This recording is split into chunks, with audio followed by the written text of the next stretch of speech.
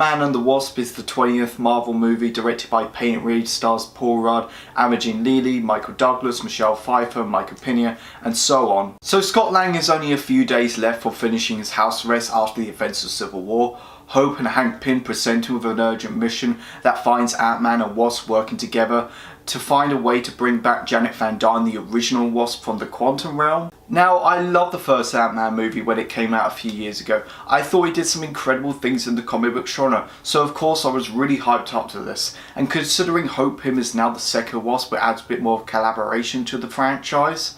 And what I will say about Ant-Man and the Wasp, it's more charming than the first movie, but overall it's not on the same level. Yes, there's some really disappointing aspects, but however I will say there are some aspects that are better than the first movie. For one, I love the chemistry between these characters, and I like the new additions like Randall Park, who is just hilarious.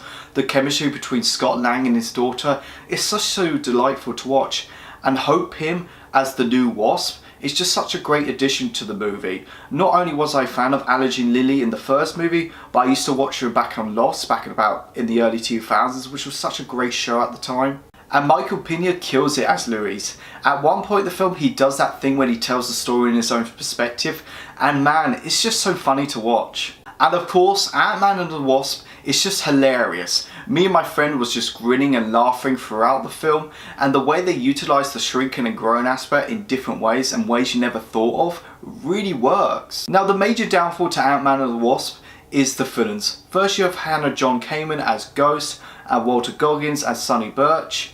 Not only are they so one-dimensional, they're not even that threatening. I just found this collaboration, these types of heroes and villains are very lacking. I just found it really, I just couldn't get with it. So the first Ant-Man movie was really a heist movie, and now with Ant-Man and the Wasp, it has a shadow of a heist film, but really it is more of a chase movie. And while that is fun to watch, it was missing that vital component that made the first Ant-Man movie so unique. While Ant-Man and the Wasp is more driven by comedy than action, for me personally, I didn't really find an action scene that was really rememberable.